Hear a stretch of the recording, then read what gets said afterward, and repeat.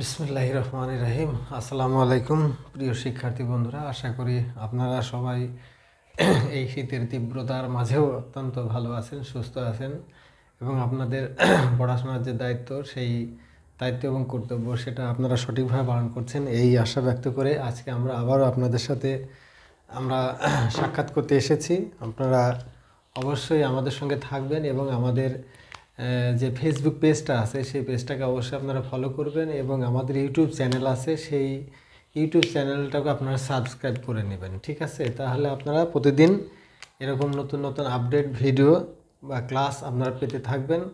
এতে আপনারা ক্লাসগুলো অবশ্যই সুন্দর করে রিভিউ করবেন এবং আপনারা সেই অনুযায়ী আপনাদের যে আরও এ ধরনের প্রশ্ন আছে বা এগুলো আপনারা এক্সারসাইজ করবেন, তাহলে আপনাদের প্রিপারেশনটা অনেক ডেভেলপ হবে। আমাদের 2025 সালে যারা এইচএসসি পরীক্ষার্থী আছেন তারা অবশ্যই ক্লাসগুলো খুব মনোযোগ দিয়ে দেখবেন এবং বাসায় এই ধরনের প্রশ্ন আরও যেগুলো আছে সেগুলো আপনারা প্র্যাকটিস করবেন। আমরা পরীক্ষাতে যে ধরনের প্রশ্ন আসে, আজকে আমরা একাদশ শ্রেণীর দ্বাদশ শ্রেণীর বা 2025 সালে যারা পরীক্ষার্থী তাদের এই ক্লাসটা আজকে আমরা নিব। আমাদের ইলাস্টিসিটি ক্লাসটা আজকে নিব আমরা। ইলাস্টিসিটি আপনাদের পরীক্ষাতে একটা প্রশ্ন থাকে, ঠিক আছে? এই প্রশ্নগুলো বিভিন্ন টাইপের থাকে। আপনারা দেখবেন যে সেটা গাণিতিক আকারে দেওয়া থাকতে পারে, সেটা কিছু উদ্দীপকের আকারে দেওয়া থাকতে পারে।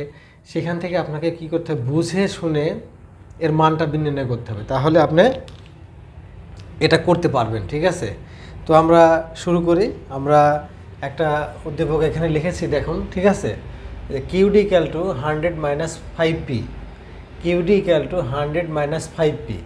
উদ্দীপক থেকে চাহিদার স্থিতিস্থাপকতা নির্ণয় করে দ্রব্যের প্রকৃতি ব্যাখ্যা করো। এখন এটা যদি আপনার উদ্দীপক হয়ে থাকে তখন দেখুন আপনারা যে ধরনের প্রশ্ন হয়তো করেছেন পরীক্ষাতে বা বাসায় বা স্কুলে বা কলেজে, ঠিক আছে? সেখানে দেখবেন যে সেখানে আপনাদের কিন্তু দুইটা দাম ছিল, ঠিক আছে? কিন্তু এখানে কোনো দাম নাই, এখানে কিন্তু কোনো দাম দেওয়া নাই, ঠিক আছে? তাহলে আপনাকে কি করতে হবে, আপনাকে প্রিয় শিক্ষার্থী বন্ধুরা আপনাদেরকে একটা দাম ধরে নিতে হবে, ঠিক আছে? আপনি যদি ইকোনমিক্সের এই চাহিদা এবং যোগানোদ্ধার স্থিতিস্থাপকতা অধ্যায়ে আপনি যদি দুর্বল হয়ে থাকেন, আপনার বুঝতে যদি কষ্ট হয়ে থাকে, তাহলে অবশ্যই এই ক্লাসটা আপনার জন্য, ঠিক আছে? আপনি অবশ্যই ক্লাসগুলা খাতা কলম নিয়ে এক্ষুনি রিভিউ করা শুরু করুন, দেখবেন আপনার প্রিপারেশনটা ওকে হয়ে গিয়েছে, ঠিক আছে?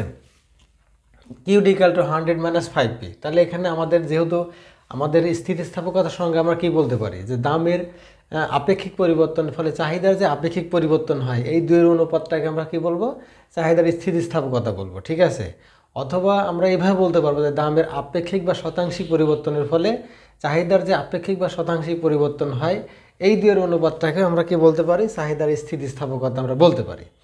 এখন চাহিদার স্থিতিস্থাপকতার সূত্রে আপনারা ইডি বা ইপি দুইটাই লিখতে পারেন, ঠিক আছে? সেক্ষেত্রে অনেক সময় মাইনাস ফিগারের মান আসতে পারে, ঠিক আছে? তাহলে অবশ্যই আপনাকে মাইনাস ফিগারের মানটা কী করতে হবে, এড়িয়ে যেতে হবে, গ্রহণযোগ্য হবে না বা গ্রহণ করা হয় না, কারণ দাম কখনো ঋণাত্মক হয় না, মানুষের চাহিদার স্থিতিস্থাপকতা কখনো নেগেটিভ হয় না, ঠিক আছে? এই কারণে ঋণাত্মক মানটাকে আমরা কি করব, আমরা অ্যালাউ করব না, ঠিক আছে? এটাকে আমরা ডিজেবল করে নিব, ওকে? তাহলে এটা হচ্ছে আপনার মূলত চাহিদার স্থিতিস্থাপকতার কথা। সেখানে বলা হয়েছিল কি দামের আপেক্ষিক পরিবর্তন বা শতাংশিক পরিবর্তন, যাই বলি না কেন। তাহলে দামের আপেক্ষিক পরিবর্তন মানে কি, একটা দাম ছিল, আগে একটা ছিল, এখন আরেকটা হয়েছে, নতুন একটা হয়েছে, এই ধরনের কথাই তো আসছে, তাই না? কিন্তু এখানে কিন্তু দাম কিন্তু দেওয়া নেই, ঠিক আছে? তাহলে আপনাকে কি করতে হবে শিক্ষার্থী বন্ধুরা, আপনাদেরকে একটা দাম ধরে নিতে হবে, ক্লিয়ার? তাহলে এই উদ্দীপক এরকম যদি উদ্দীপক থাকে তাহলে তখন আপনি ঘাবড়ে যাবেন না, আপনি ভয় পাবেন না, ঠিক আছে? তাহলে এই ধরনের উদ্দীপক থাকলে আপনার কী করবেন, আপনাকে এই ধরনের সলিউশনে যেতে হবে, ঠিক আছে? আপনাকে 1 নম্বরে লিখতে হবে যে দেওয়া গিভেন হেয়ার, ঠিক আছে? গিভেন হেয়ার, ঠিক আছে? কি দেওয়া আছে, কিউডি ইকুয়াল টু 100 - 5p, ওকে? তাহলে এখন আপনাকে দাম ধরে নিতে হবে, ঠিক আছে? তাহলে আমরা ধরি বা মনে করি, ঠিক আছে? মনে করি দাম পি সমান 5 টাকা হলে, ঠিক আছে? আপনার একটা দাম ধরে নিতে পারেন, যে কোনো দাম, ঠিক আছে? 5 টাকা হলে কিউডি ইকুয়াল টু কত হয়, 100 - 5p, তাই না? তাহলে 100 - 5 গুণন হলো পি, কি পি মানে 5 এখন, তাই না? আমরা 5 ধরেছি যে পি ইকাল টু 5, তাহলে এখানে 100 মাইনাস 25, তাই না? তাহলে এখন বিয়োগ করলে কত হলো 75। এটা ধরুন আমাদের প্রাথমিক, তাই না? এখন আমাদের হলো কি যে আর একটা দাম আমাদের ধরতে হবে, ঠিক আছে? তাহলে আমরা ধরি দাম, হ্যাঁ, এবার ধরি আমরা পি ইকাল টু 10 টাকা, ঠিক আছে? কত? 10 টাকা হলে কিউ ইকাল টু কত হবে এবার দেখি আমরা। তাহলে হলো কত? 100 মাইনাস 5p, তাহলে 100 মাইনাস 5 গুণন হলো 10, তাহলে 100 মাইনাস 5 10 50, তাহলে আমাদের চাহিদা হলো কত? 50 বা 50, তাই না? তাহলে আপনি দেখুন, আপনারা দেখবেন যে দাম পি ইকাল টু 5 টাকা হলে চাহিদা, কিউডি মানে তো চাহিদা, চাহিদা বা কোয়ান্টিটি অফ ডিমান্ড, ঠিক আছে? চাহিদার পরিমাণ বা চাহিদা সমীকরণ বা চাহিদা অপেক্ষক, আমরা যে কোনো নামে এটাকে ডাকতে পারি, ঠিক আছে? তাহলে কিউডি ইকাল টুর মান কত? 75 একক। এটা হলো কি একক। এখন কথা হচ্ছে এখানে একক লিখে দিতে পারেন, একক, এটাও একক, ঠিক আছে? এখন দেখুন দাম 5 টাকা থেকে বৃদ্ধি পেয়ে কত হলো? 10 টাকা হয়েছে, ঠিক আছে? তখন আপনার চাহিদা কত? 50। তাহলে আগে ছিল 5 টাকার দামে 75 একক চাহিদা, আর দাম বৃদ্ধি পেয়ে যখন 10 টাকা হলো তখন আপনার চাহিদা হলো কত? 50 একক, মানে চাহিদা কমে গেল। তার মানে দাম বাড়লে চাহিদা কমে। এটা চাহিদা বিধির কথা। চাহিদা বিধির মূল বক্তব্য কিন্তু এটা, যে দাম বাড়লে কি হবে? চাহিদা কমবে। তাহলে এটা হচ্ছে আমাদের চাহিদা বিধিকেও নির্দেশ করছে। তাহলে চাহিদা বিধিকে যখন ও নির্দেশ করছে, তাহলে এখান থেকে আমরা কি পাবো? চাহিদার স্থিতিস্থাপকতা আমরা নির্ণয় করতে পারবো।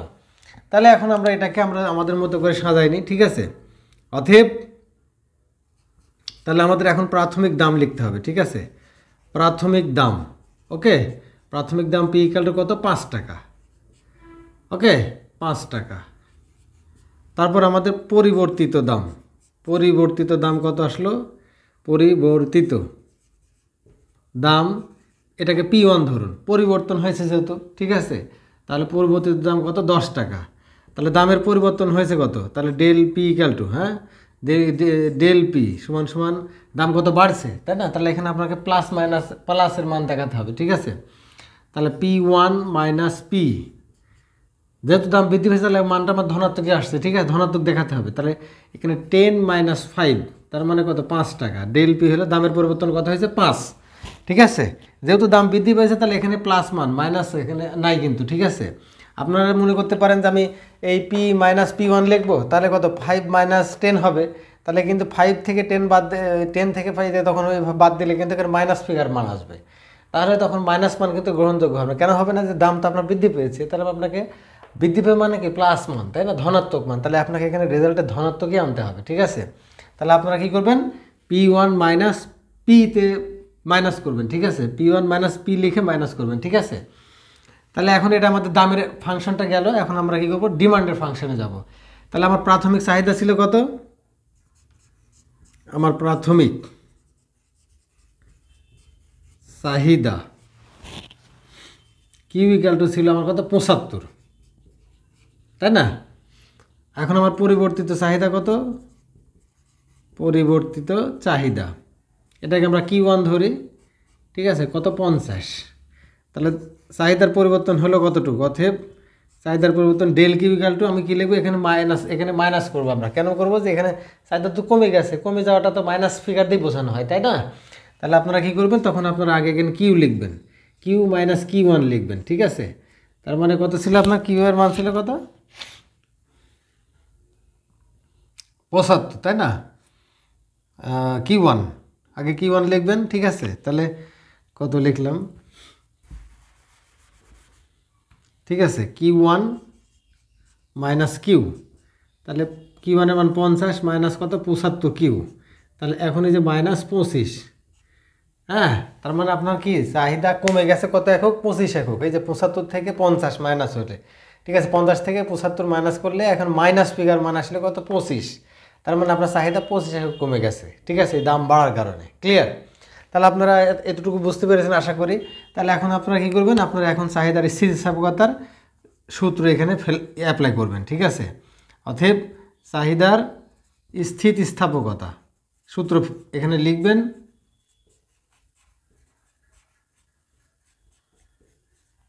E P equal to del Q by del P গুণন হলো কি পি বাই কিউ। ওকে, তাহলে এখন ডেল কিউ এর মান কত? -25।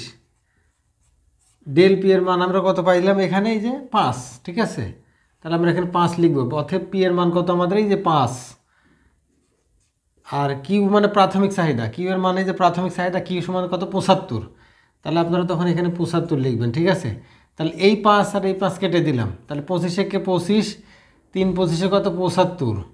তাহলে এখানে মান আসলে কত? -1/3।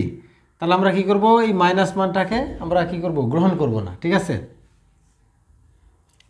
ঋণাত্মক এখানে লিখে দিবেন, ঋণাত্মক মান গ্রহণযোগ্য নয়। ওকে, তাহলে এখন এটাকে যদি লিখি তাহলে 1/3 আসলো। তাহলে 1/3কে যদি আমি ভাগ দিই তাহলে আসে কত? 0.33। তাহলে এটা মানটা কিসের? এটা মানটা 1-এর চেয়ে ছোটো। এই মানটা কি? 1-এর চেয়ে ছোটো, তাই না? তাহলে যদি আমরা এই যে চাহিদার স্থিতিস্থাপকতা যখন নির্ণয় করি, তখন স্থিতিস্থাপকতা কয় প্রকারের হয়ে থাকে? 2 প্রকারের। সেটা হচ্ছে কি, একটা স্থিতিস্থাপক হয় আর একটা হচ্ছে অস্থিতিস্থাপক হয়। যদি এই স্থিতিস্থাপকতার মান যদি 1-এর নিচে থাকে তাহলে সেটা হবে, সেই দ্রব্যের চাহিদা হবে কি টাইপের? অস্থিতিস্থাপক। যদি এই চাহিদার স্থিতিস্থাপকতা, দাম স্থিতিস্থাপকতার মান যদি 1-এর নিচে আসে বন্ধুরা, তাহলে আপনারা বুঝবেন যে সেই দ্রব্যটা হলো কি? সেই দ্রব্যের চাহিদা হচ্ছে অস্থিতিস্থাপক। ক্লিয়ার? এই অস্থিতিস্থাপক দ্রব্যগুলো আমাদের দেশে আমাদের কি হয়ে থাকে? আমাদের নিত্য প্রয়োজনীয়। ঠিক আছে, নিত্য প্রয়োজনীয় দ্রব্যের চাহিদা সাধারণত কি হয়ে থাকে? অস্থিতিস্থাপক। ক্লিয়ার? তাহলে যদি প্রশ্ন হচ্ছে দ্রব্যের প্রকৃতি ব্যাখ্যা করো, তাহলে এখানে আপনারা লিখবেন অতএব যে ইপি <1 হওয়ায় দ্রব্যটি অস্থিতিস্থাপক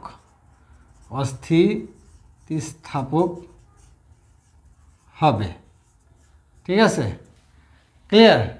আপনারা এটুকু ওখানে লিখে দিবেন। ঠিক আছে, তারপরে আপনারা একটু ব্যাখ্যা করলে করতে পারবেন, আপনারা লিখতে পারবেন। লিখবেন যে দ্রব্যের চাহিদার স্থিতিস্থাপকতা 1-এর চেয়ে কম, সেই দ্রব্যটির চাহিদা হলো অস্থিতিস্থাপক। অস্থিতিস্থাপক দ্রব্যগুলো সাধারণত নিত্য প্রয়োজনীয় হয়ে থাকে। এক্ষেত্রে দাম যে হারে পরিবর্তিত হয়, চাহিদা তেমন পরিবর্তন হয় না। অর্থাৎ দামের অধিক পরিবর্তনে বা ব্যাপক পরিবর্তনে চাহিদার সামান্য পরিবর্তন হয়। ঠিক আছে, তাহলে এই ধরনের দ্রব্যগুলো কি হয়ে থাকে? নিত্য প্রয়োজনীয়, এবং তার চাহিদার স্থিতিস্থাপকতা কেমন হবে? অস্থিতিস্থাপক। ক্লিয়ার? তাহলে আপনারা আশা করি এই ধরনের অঙ্ক যদি পরীক্ষাতে আসে তাহলে আপনারা অত্যন্ত সুন্দরভাবে অঙ্কগুলো শেষ করতে পারবেন বলে আমি বিশ্বাস করছি। ঠিক আছে, এই অঙ্কটা আমরা মুছে দিচ্ছি।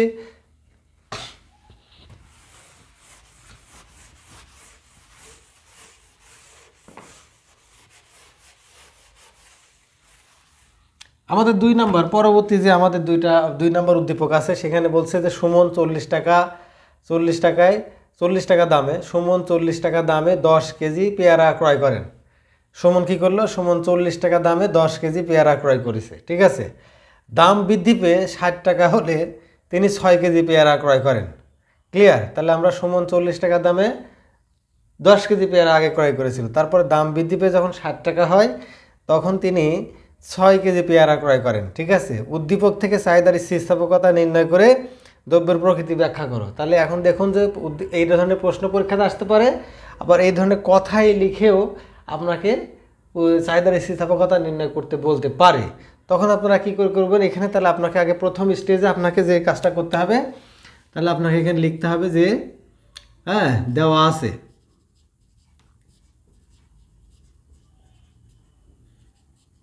আছে কি প্রাথমিক দাম, এটা আপনাকে আগে লিখতে হবে। ঠিক আছে, প্রাথমিক দাম পি ইকাল টু কত? 40 টাকা। ওকে, তারপরে আছে কি পরিবর্তিত দাম P1 ইকাল টু কত? 60 টাকা। ওকে, তাহলে দামের পরিবর্তন হলো কত? অতএব ডেল পি ইকাল টু, দাম তো বৃদ্ধি পেয়েছে তাই না? তাহলে দাম কত বৃদ্ধি পেল? P1 মাইনাস পি, তাহলে 60 মাইনাস 40, তার মানে কত? 20 টাকা। দাম বৃদ্ধি পেল কত? 20 টাকা। এখন আপনাকে আবার লিখতে হবে কি যে প্রাথমিক দামের অবস্থাটা শেষ হলো, এখন আপনাকে চাহিদা নির্ণয় করতে হবে, প্রাথমিক চাহিদা। ওকে, প্রাথমিক চাহিদা কিউ ইকাল টু কত? আপনার 10 কেজি। প্রাথমিক চাহিদা কিউ ইকাল টু 10 কেজি। আর পরিবর্তিত চাহিদা Q1 ইকাল টু কত 6 কেজি। ওকে, এটা ছিল আপনার। তাহলে আপনার চাহিদার পরিবর্তন হলো কত, অতএব ডেল কিউ ইকাল টু আপনাকে লিখতে হবে Q1 মাইনাস কিউ, তার মানে 6 মাইনাস 10, তাহলে হলো কত -4। তার মানে আপনার -4 কেজি আপনার চাহিদা হ্রাস পেয়েছে দাম ওই 20 টাকা বৃদ্ধি পাওয়ার কারণে। ক্লিয়ার? তাহলে এখন আপনাকে কি করতে হবে, চাহিদার স্থিতিস্থাপকতা আপনি আবার আগের মতো নির্ণয় করবেন। অতএব চাহিদার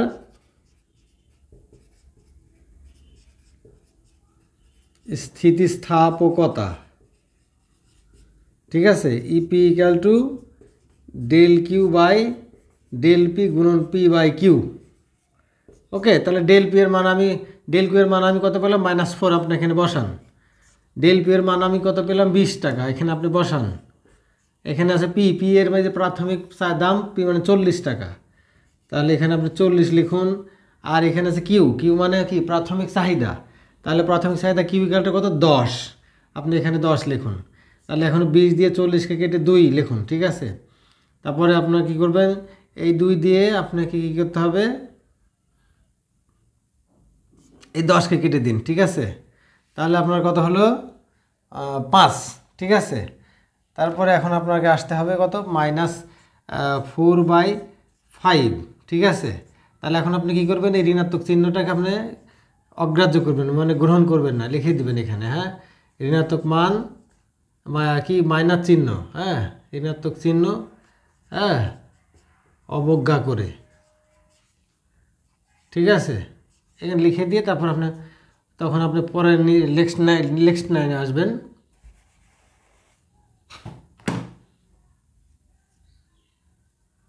ফোর বাই ফাইভ, ঠিক আছে। তখন আপনাকে কী করবেন, এটাকে আপনি ভাগ দিয়ে দিবেন, ঠিক আছে।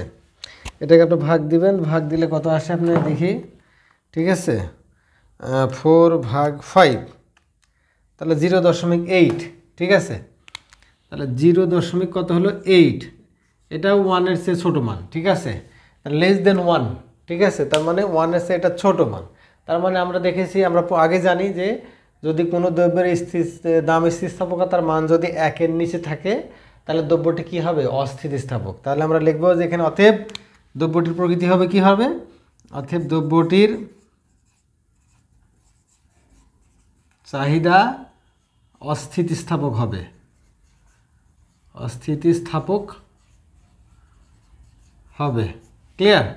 আর যদি এখানে মান কখনো 1-এর চেয়ে বেশি আসে তাহলে দ্রব্যটি হবে হচ্ছে স্থিতিস্থাপক, এবং সেইটা হবে কি ধরনের দ্রব্য, বিলাসজাত দ্রব্য, ঠিক আছে। এটা এই দ্রব্যটি চাহিদা অস্থিতিস্থাপক, এবং দ্রব্যটি হবে কি নিত্য প্রয়োজনীয়, এবং দ্রব্যটি হবে, হ্যাঁ, দ্রব্যটি হবে নিত্য প্রয়োজনীয়। ক্লিয়ার? অ্যান্সার। কারণ যেসব দ্রব্যের দামের ব্যাপক পরিবর্তনে চাহিদার তেমন কোনো পরিবর্তন হয় না, বা চাহিদার সামান্য পরিবর্তন হয়, সেগুলোকে আমরা কি বলবো, অস্থিতিস্থাপক দ্রব্য, নিত্য প্রয়োজনীয় দ্রব্য। দাম যেমন মোটা চাল, মোটা ডাল, মোটা কাপড়, হ্যাঁ, তেল, লবণ, হ্যাঁ, এগুলো হচ্ছে নিত্য প্রয়োজন। এগুলোর দাম বাড়লেও মানুষের চাহিদা তেমন কমে না, আবার কমলেও মানুষের চাহিদা তেমন বাড়ে না, ঠিক আছে। মানুষ এগুলো প্রতিনিয়ত খাইতেই থাকে, ঠিক আছে। তাহলে এগুলো হচ্ছে আমাদের কি অস্থিতিস্থাপক দ্রব্য। ক্লিয়ার? তাহলে আশা করি এই ধরনের প্রশ্ন যদি পরীক্ষাতে আসে তাহলে আপনারা অত্যন্ত সুন্দরভাবে সলিউশন করতে পারবেন বলে আমরা বিশ্বাস করছি। আর অবশ্যই আপনারা আমাদের ফেসবুক পেজটাকে ফলো করবেন এবং ভিডিওগুলো শেয়ার করে দিবেন, এবং আমাদের ইউটিউব চ্যানেলে আপনারা এই ভিডিওটাও থাকবে, আপনারা সেখানেও আপনারা দেখতে পাবেন। অবশ্যই আমাদের চ্যানেলটাকে সাবস্ক্রাইব করবেন, ঠিক আছে। ততক্ষণ ভালো থাকুন, সুস্থ থাকুন, আল্লাহ হাফেজ।